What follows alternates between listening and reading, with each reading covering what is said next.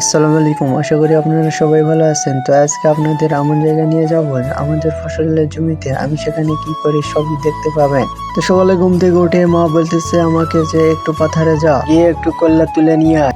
তো আমি আমার কথা শুনে আমি ছটফট বেরিয়ে ফেললাম পাথারে যাওয়ার উদ্দেশ্যে। তো দেখতেই পাচ্ছেন আমি পাথারে যাওয়ার এই রাস্তায় এসে গেছি। রাতে বৃষ্টি হয়েছে, এই জন্য দেখি সকালে একটু কুয়াশা লেগেছে, দেখুন কিছুই দেখতে পাচ্ছি না। এতটাই কুয়াশা লেগেছে যে দেখুন দূরে কোথাও কিছু দেখা যাচ্ছে না।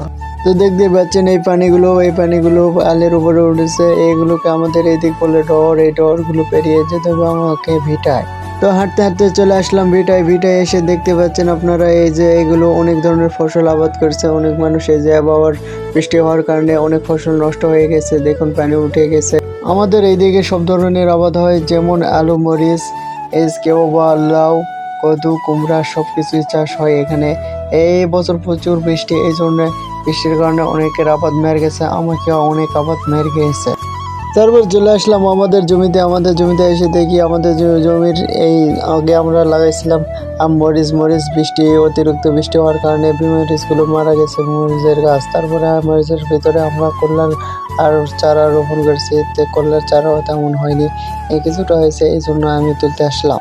তো কল্লা তোলা শেষে আমি বাড়িতে যাচ্ছি, দেখুন এত বড় ভিউ মিলে এই কয়টা কল্লা উঠেছে। ভিডিওটি ভালো লাগলে চ্যানেলটি সাবস্ক্রাইব করবেন এবং ভিডিওটি একটি লাইক করবেন।